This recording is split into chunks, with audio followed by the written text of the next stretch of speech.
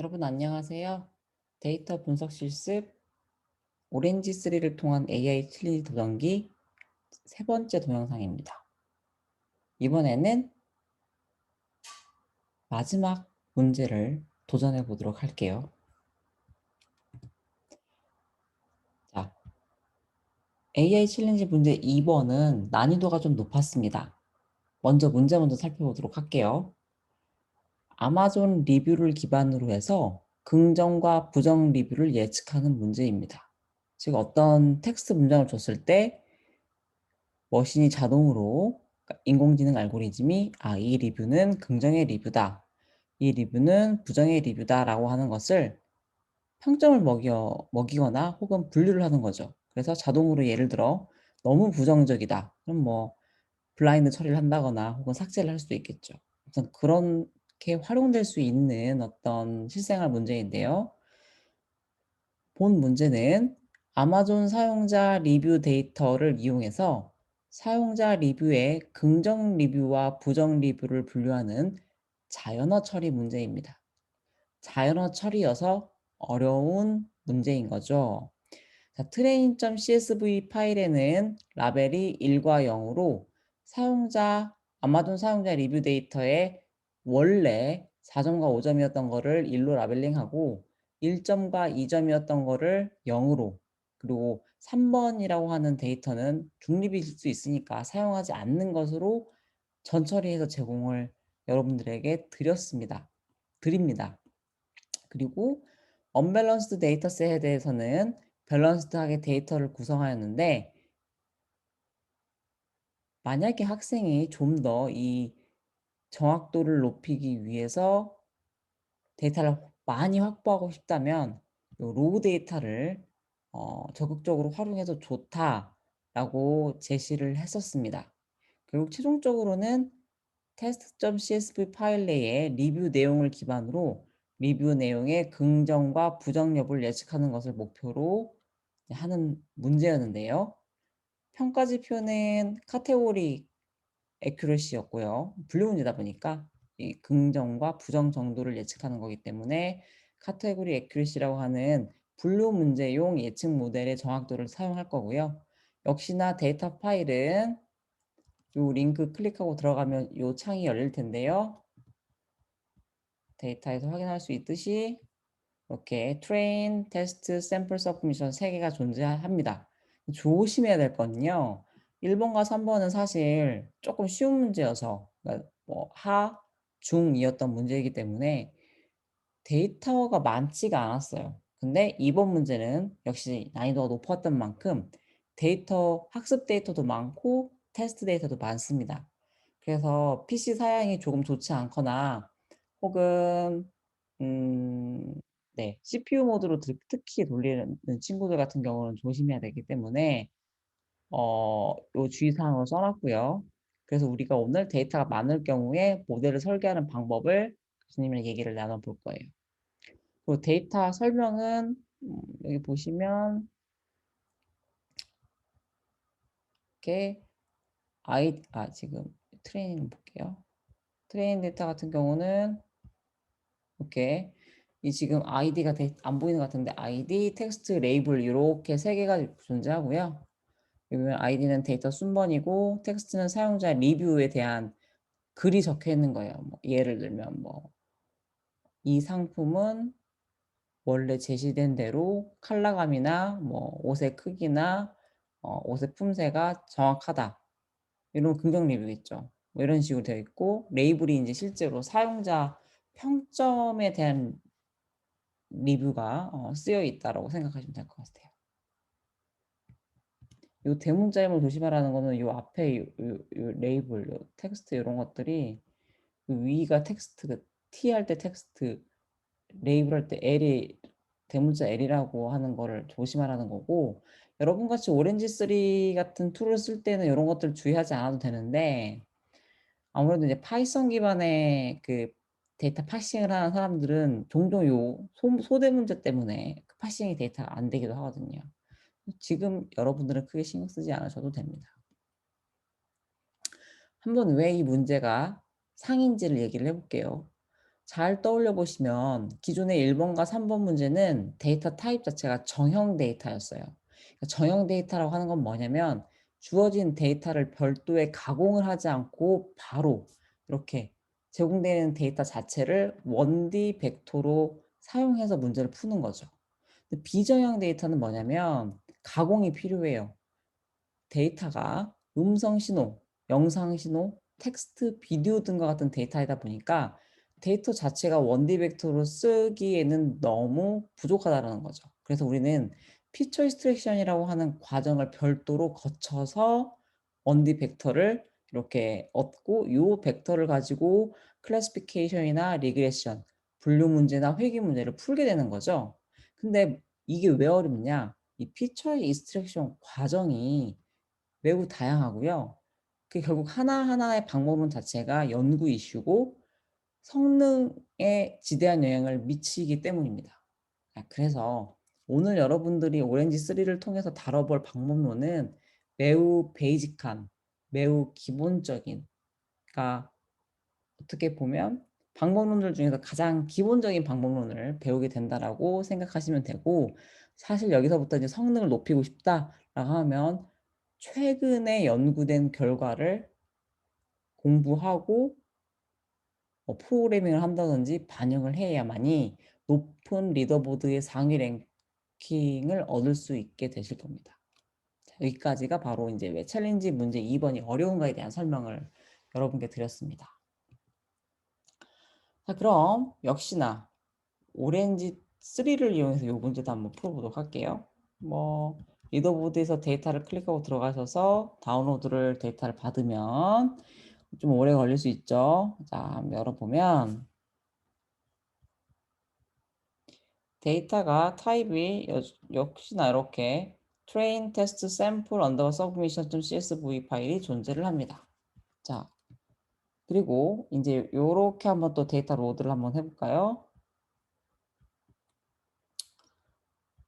자, 데이터 탭 클릭하시고 파일 위젯 드래그 앤 드랍, 파일 위젯 더블 클릭, 그리고 경로 설정을 하죠.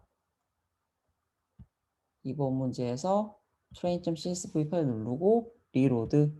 엄청 오래 걸릴 거예요. 이게 데이터가 83K거든요. 그러니까 8만 개가 넘는 거예요. 좀 시간 걸리겠지만 로드할 때까지 한번 기다려 볼게요.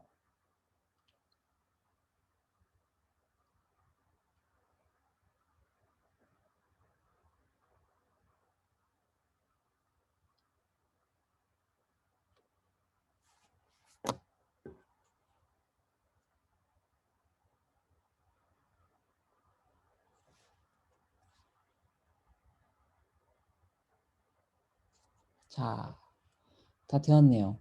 이렇게 피처 1, 레이블, 텍스트 이렇게 세 개가 보일 텐데요. 이 피처 1은 스킵으로 설정하시고 레이블은 정답이니까 타겟이고 텍스트는 데이터예요. 그래서 메타를 그냥 두시면 됩니다. 이렇게 닫겠습니다. 닫고 나면 이제 파일 이렇게 지금 불러오는 게 마무리가 되었어요. 자, 근데 조심해야 된다 그랬죠. 데이터가 많습니다. 이거 이렇게 데이터 테이블 같은 걸로 이렇게 함부로 연결해서 더블 클릭하시면 엄청 데이터가 많아서 불러오기 힘듭니다. 그래서 일단 우리는 데이터를 샘플링을 해서 사용을 할 거예요. 왜냐면 빠른 모델 검증을 위해서 이 설계를 다 해야 되는데 데이터가 너무 많으면 단계마다 모두 다 그 데이터를 다 사용해서 학습을 하려다 보니까 너무 느립니다. 이건 팁이에요, 팁. 뭔가 이렇게 처음에 학습 기반 방법론의 모델을 설계할 때는 모든 데이터를 한 번에 쓰지 말고 서브셋이라고 불리워지는 전체 학습 데이터의 일부만 가지고 모델을 한번 가볍게 설계를 해본다. 자, 그래서 데이터 샘플러 위젯을 드래그 앤 드랍합니다. 자, 데이터 샘플러를 찾아볼까요? 여기 있네요. 이렇게 데이터 샘플러. 지금 학습 데이터의 일부만 가져오겠다. 그리고 클릭하시면 요 윈도우가 뜨는데 여기 보이세요? 내가 이게 이제 위에 거는 데이터 전체의 몇 퍼센트를 쓸 거냐고 밑에 거는 내가 샘플 데이터를 몇 개를 쓸 거라고 명시적으로 언급하는 건데 교수님 지금 100개만 가져올 거예요. 근데 보시면 이게 지금 엄청 많아요. 194K가 들어와 가지고 136K가 지금 보이세요? 이게? 아이고. 잠시만요.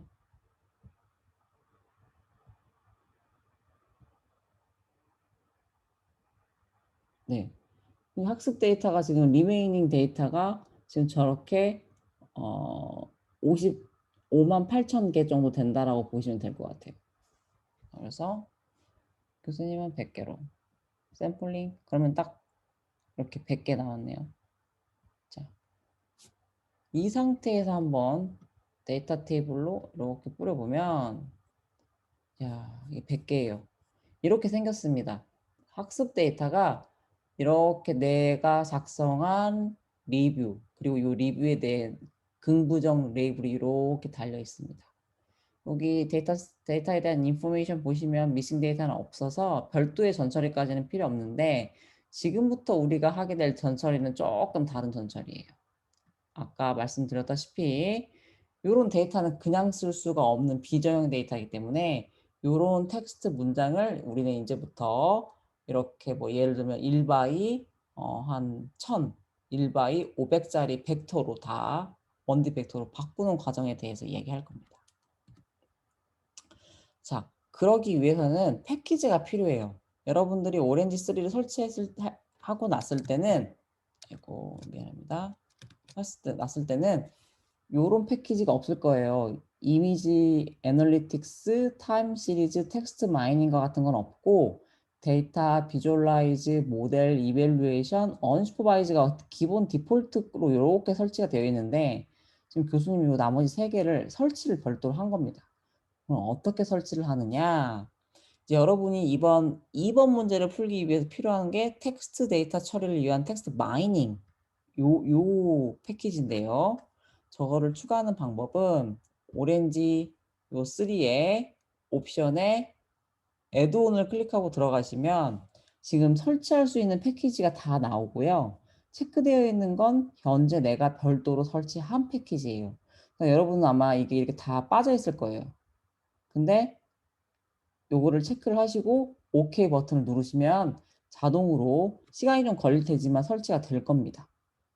자, 그래서 캔슬할게요. 그래서 그렇게 애드온에서 이 텍스트 패키지를 체크를 하시고 OK를 누르시면 자동으로 인스톨레이션이 될 거고 그렇고 난 다음에 오렌지 3를 다시 켜시면 텍스트 마이닝 이렇게 패키지가 짜잔 하고 보일 거예요. 위젯이 막 생긴 거죠.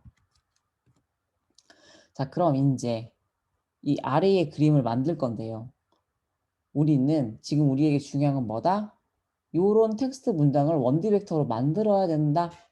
그래서 먼저 우리는 요 텍스트 데이터를 말뭉치라고 하는 데이터로 변형을 시켜야 합니다. 자, 그래서 요 코퍼스라고 불려지는 말뭉치로 이렇게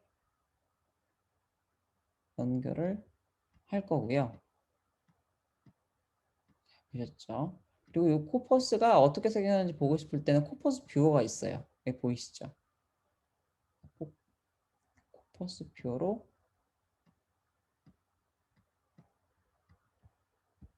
자 더블 클릭하시면 별거는 없고 이거를 지금 다 이렇게 레이블과 텍스트로 이렇게 지금 데이터를 텍스트 처리, 자연어 처리가 가능하도록 데이터의 형태를 바꾼 거예요. 그러니까 우리는 이 앞에 있던 텍스트는 그냥 일반 텍스트였다면 이제는 자연어 처리를 하기 위한 자료 구조 타입 코퍼스로 바꿔서 지금 이렇게 저장을 해놓은 타입입니다. 자, 여기까지 해서 뷰어로 다음과 같이 내용을 확인을 하셨고 이제 이것들을 토큰화라고 하는 과정을 거쳐야 됩니다. There is an apple을 There is an apple 이렇게 하나 똑똑똑 우리 띄어쓰기 순서대로 끊어요. 이런 게 바로 이제 이 문장을 단어 레벨에서 토큰화 한다라고 얘기합니다. 여러분 지금 교수님이 설명하는 거를 다 이해할 필요는 없어요. 저는 개인적으로 여러분들이 1 번과 3번 문제만 온전히 이해하고 혼자 할 수 있어도 굉장히 대단한 거라고 생각을 합니다. 근데 인제 그래도 좀 궁금할 수 있잖아요. 이렇게 어떤 텍스트 기반의 처리가 궁금한 친구들이 있을 것 같아서 교수님이 이번 세 번째 비디오는 촬영하고 있는 거니까 너무 힘들어하지 마시고 그냥 한번 실습 위주로 따라해 보는 것만으로도 여러분이 많이 배울 수 있을 거라고 생각을 해요. 아무튼 요 텍스트 토큰화라고 하는 과정을 하기 위해서 이 프리 프로세스 텍스트라는 거를 지금 사용을 합니다. 그거 역시 텍스트 마인이 요 패키지 안에 있는데요. 이렇게 프리 프로세스 텍스트라고 이렇게 하면 토큰화를 한다고 아까 얘기를 했죠. 그러니까 토큰화를 한다는 게 무슨 말이냐면 이 문장에서 어떤 단어가 중요한지를 찾겠다라는 거거든요. 그러기 위해서 다 나눠요. 여러분도 알겠지만 이 더라고 하는 관사는 사실 어떤 문장을 결정하는 데 있어서 중요한 단어로 선택될 수는 없습니다. 그래서 사실 여기서 이 "There is an apple에서 중요한 거는 이 애플이라고 하는 문장의 단어예요. 그러니까 그런 것들을 찾아내야 되는 과정인데요. 이 텍스트 프로세스는 지금 보시면 이렇게 토큰라이즈 텍스트 토큰화를 통해서 전체가 몇 개가 출력으로 되고 있는지 타입은 몇 개인지를 알 수가 있고 이런 옵션을 조정해서 여러분들이 바꿀 수 있어요. 내가 만약에 이거를 이렇게 이걸로 체크하면 여기 바뀌죠. 지금 내가 몇 개의 단어를 토큰하고 추출할 건지 그리고 가장 뭐 어떤 규칙을 이용할 건지를 여기 다 체크를 통해서 옵션을 바꿀 수 있지만 건드리지 마세요. 자연어 처리에 대한 어떤 이론을 먼저 공부를 해야만 건드릴 수 있어요. 그러니까 교수님 먼저 오렌지 3 실습하기 이전에 아주 간단하지만 기계학습 통계적 기계학습의 이론을 여러분에게 컨셉적으로 간단하게 설명했던 것처럼 자연어 처리에 대한 간단한 이론을 듣지 않으면 되게 힘듭니다. 그래서 그냥 그거는 옵션 디폴트 옵션으로 쓴다라고 가정하고요. 자 그리고 이 토큰라이즈가 잘 되었는지를 보고 싶으면 역시나 코퍼스 뷰어를 붙여 보면 이렇게 코퍼스 뷰어를 붙이고 프리 프로세스 텍스트에 이렇게 해서 체크를 하시면요. 여기 밑에 show tokens and tags가 있어요. 요거 짜잔 하면 각각의 문장이 어떻게 토큰화가 이루어졌는지가 이렇게 보여요. 그래서 지금 중요하다고 생각되어지는 단어만 태그를 단 겁니다, 여러분. 보이세요? 이게 바로 키워드 추출한 거예요. 이런 기술들이 좋아지면 여러분들 자동 해시태그 기능 같은 걸 사용할 수 있는 거예요. 여러분이 인스타그램에다가 글을 막 썼어요. 근데 글만 쓰고 자동으로 해시태그가 달리는 거죠. 자, 교수는 방금 이런 NLP라고 하는 분야의 한 활용 사례를 여러분한테 보여준 거고 계속 할게요. 자, 이제 토큰라이즈 시각화가 한 가지 더 있습니다. 방금 코퍼스 뷰어로 보는 것도 있고 워드 클라우드라고 하는 거를 통해서도 한번 볼게요. 워드 클라우드라고 하는 걸 통해서 보면 빈도를 볼 수가 있어요. 실제로 프리 프로세스 텍스트 과정을 통해서 자, 지금 우리가 100개의 데이터를 학습 데이터를 받아왔더니 거기에는 프로덕트라고 하는 단어가 무려 21번, 케이스라고 하는 단어가 무려 53번 이렇게 횟수 중요 횟수가 지금 요렇게 결정이 된 거죠. 이 가중치라고 지금 표현이 되어 있지만 결국 이 가중치라고 하는 게 그 단어가 문장을 결정하는 데 있어서 얼마나 큰 영향을 미쳤는가라고 쉽게 생각하시면 됩니다. 그래서 대략적으로 지금 요 정도 단어들이 내가 학습 데이터로 받은 100 개의 문장이 코퍼스를 통해서 그 토큰라이즈를 통해서 주요 단어를 분석해 보니 이렇다더라라고 볼 수 있는 겁니다. 아무튼 이 시각화까지 지금 여러분한테 보여드렸고요. 이제는 원디 벡터로 바꿉니다. 어떻게 바꾸냐? 우리가 결국 하고 싶었던 거잖아요. 요렇게 프리 프로세스 텍스트를 통해서 토큰라이즈를 한 다음 도큐먼트 임베딩이라고 하는 위젯을 통해서 원디 벡터로 바꿉니다. 이게 예를 들면 이런 거예요. 첫 번째 문장이 요렇게 존재하고 두 번째 문장이 요렇게 있다면 우리가 지금 여기 첫 번째 문장에서는 존이 한 번, like가 두 번, to가 한 번, watch가 한 번, movie가 두 번, very가 한 번, to가 한 번 이런 식으로 이 각각 토큰라이즈 된 단어가 몇 개 발생했는지를 또 세고 밑에도 마찬가지죠. 그래서 이렇게 1211, 211이라고 하는 것이 바로 요 첫 번째 문장의 원디 벡터이고 이 두 번째 문장의 원디 벡터가 1111, 111 요런 식으로 인제 앞으로 바뀔 겁니다. 근데 이게 지금 교수님이 무조건 시리얼로 눌렀었지만 중요한 건 요 순서도 중요해요. 그래서 교수님이라면 첫 번째 문장과 두 번째 문장에서 반복하고 있는 like, to, watch 이런 것만 공통 단어로 사용해서 각 문장을 표현할 겁니다. 자, 더 이상의 설명은 하지 않고 어쨌든 데이터 이런 문장을 원디 벡터로 바꾸기 위해서 우리는 도큐먼트 임베딩이라고 하는 위젯을 사용할 겁니다. 그게 붙이세요. 자, 그리고 나서 이제 원디 벡터로 바뀌었으니까 어떻게 한다? 모델 학습을 해야겠죠. 모델 학습은 랜덤 포리스트를 쓸게요. 모델에 탭에 누르고 들어가서 랜덤 포리스트를 위젯을 드래그 앤 드랍 하시고 디폴트 옵션으로 할 거기 때문에 별도의 이런 세팅은 건드리지 않겠습니다. 그냥 닫고 이렇게 연결. 여기까지가 모델 학습 과정이고요. 다음 학습 데이터로 모델을 평가를 하고 싶은 거죠. 그러면 이제 프리딕이라고 하는 위젯을 이렇게 붙이고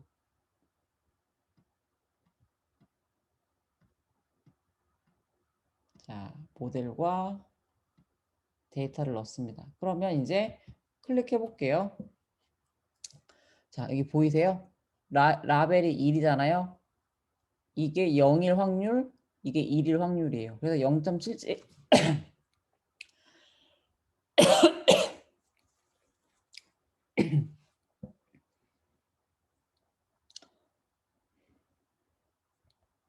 확률이 1이 1 쪽에 높기 때문에 결국 이거는 1로 라벨링 될 거고 두 번째 문장 같은 경우는 0으로 라벨링이 되겠네요. 그래서 이렇게 학습 데이터에 대한 랜덤 포레스트를 이용한 긍부정의 결과가 대략적으로 이렇게 나온다는 걸 볼 수 있고요. 여러분 아마 원디 벡터 궁금할 거예요. 이 텍스트를 아까 도큐먼트 임베딩을 통해서 피처로 원디 벡터 바꿨다 그랬잖아. 이게 이런 거예요. 이렇게 디멘전 보이세요? 이렇게. 네. 하나의 연구 방법이 어떤 거냐? 이런 텍스트를 이렇게 바꿔주는 것들이 굉장히 많은 사람들이 하고 있는 자연어 처리라고 하는 방법인 거예요. 자, 그래서 우리는 학습 데이터로 모델을 평가를 했죠. 그러나 우리가 해야 되는 건 뭐다? 그렇죠. 테스트 데이터에 대한 답을 알아야 된다. 그래서 이제 테스트 데이터 가져오고 테스트 데이터도 많아요. 그래서 리로드 버튼 누르면 오래 걸릴 겁니다.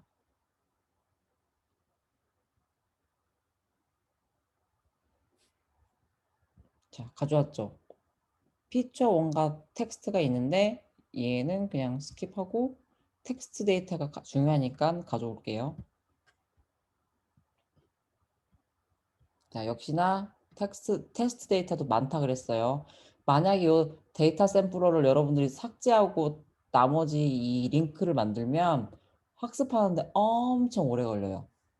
경우에 따라서는 정말로 학습이 하루 종일 걸릴 수도 있어요, 여러분. 그래서 데이터 샘플러를 반드시 넣고 모델 설계를 먼저 하시고 난 다음에 모델이 완성이 되면 이걸 100% 푸시면 돼요. 자, 이렇게 선택하고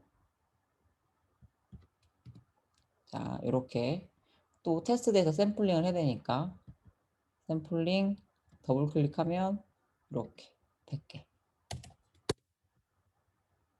그리고 데이터 테이블로 짠 이렇게 확인하면 텍스트 보이세요? 이게 각각이 긍정인지 부정인지를 지금 내가 설계한 모델이 맞춰야 되는 거예요.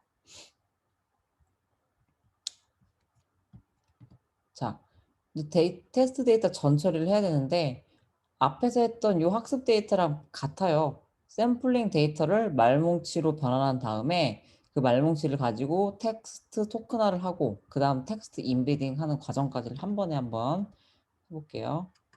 코퍼스를 가져와야 되니까 텍스트 마이닝에 코퍼스 요렇게 연결하시고 그다음에 요거를 텍스트 토큰화를 진행해야 되기 때문에 프리프로세스 텍스트 연결하고 그다음에 인제 도큐먼트 임베딩을 통해서 원디 벡터 만들어야 되니까 요렇게 여기까지 했습니다. 이게 바로 테스트 데이터 전처리 과정을 통해서 원디 벡터라이제이션까지 왔고 인제 모델을 평가를 해야죠. 그래서 프리딕 이렇게 가져오고 데이터 입력, 모델 입력 이렇게 해서 하면 테스트 데이터엔 예측 결과가 이거 지금 하나만 세팅돼 있어서 또 그런데 저기 중간에 한번 끌어줄까? 이게 다 1, 1로 나오잖아요. 저게 여기서 또 요즘 하나만 선택해서 그래요. 이렇게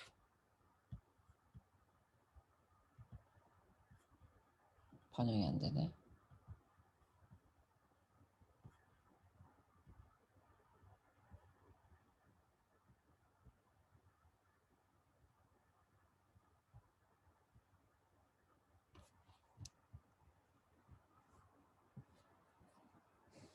왜 셀렉티드가 되는 걸까요?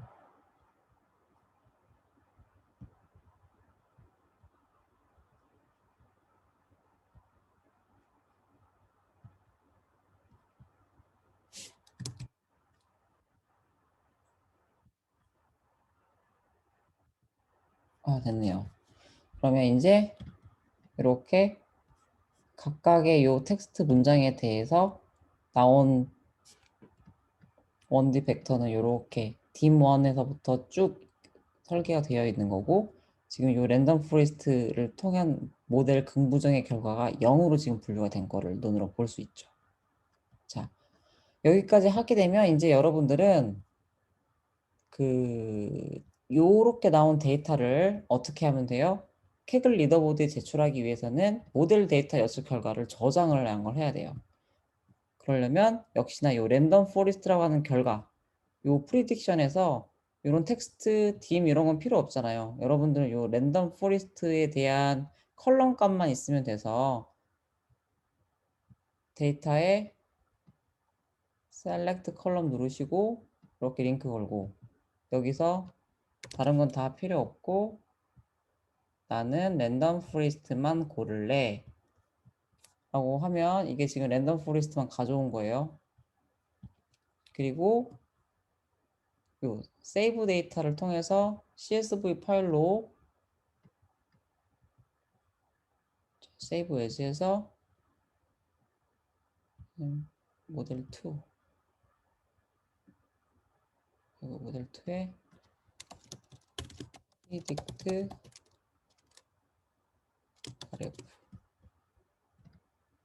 이렇게 하면 그래서 세이브 에즈 프리딕트 RF 하면은 이 결과가 저장이 된 거죠. 자, 이렇게 해가지고 여러분 지금 샘플 데이터에 대한 데이터만 가지고 모델을 학습하고 샘플 테스트 데이터에 대해서 결과를 저장했어요. 근데 주의해야 될 게 이제 우리는 요걸 가지고 캐글 리더보드에 제출을 하려면 최소한 이걸 100%로 올린 다음에 이 샘플 데이터를 클릭하시고 제출을 하셔야 돼요. 근데 만약에 그렇게 오랜 시간을 걸려서 요 전체 테스트 데이터에 대한 결과를 저장했다 하더라도 지금 성능이 좋지 않을 거예요. 왜냐면 학습할 때 전체 데이터를 쓰지 않고 교수님이 100개의 샘플만 썼잖아요. 근데 이것도 처음에 한 번에 100%를 설정하고 샘플 데이터를 클릭했을 때 컴퓨터가 버티지 못하는 친구들도 있을 수 있어요. 예를 들면 CPU가 좀 좋지 않다거나 램이 작으면 안 돌아요. 그래서 이거를 천천히 10%, 20%, 30% 늘려가면서 시도를 하고 성능을 점점 높아지는 거를 눈으로 보시는 게 여러분에게 좋으실 겁니다. 이게 이제 여기서부터가 바로 이 인공지능을 공부하기 위해서는 좋은 컴퓨터가 필요하다라는 거를 아마 여러분들이 이 문제 2번을 통해서 조금 알게 되실 것 같습니다. 자, 이렇게까지 해가지고 지금 AI 챌린지 문제 1, 2, 3번을 모두 다 풀어봤어요. 여러분 어때요? 어떤 거는 해볼만 하고 어떤 거는 아직 어렵죠? 모든 걸 다 이해하려고 하지 마시고요. 일단 이번에 여러분들이 계속 기억하시면 되는 거는 아하, 프로그램 언어를 활용하지 않고도 이와 같은 툴로도 데이터 분석 혹은 실생활 문제를 풀 수 있구나. 그러면 이제부터 풀 수 있는 문제부터라도 이 툴을 활용해서 한번 접근을 해보는 것이 여러분들이 인공지능에 관심을 갖고 또 인공지능 기반의 문제 해결 능력을 기르는데 도움이 될 거라고 교수님 기대합니다. 자, 여러분, 이렇게 여러분들은 제1회 AI 챌린지 문제를 모두 다 풀어봤고요. 2021년 11월 둘째 주 8일 날이 월요일인데요. 그날 제2회 AI 챌린지를 세종대학교에서 또 열게 됩니다. 소프트웨어 경시대회랑 같이 대회가 열릴 건데요.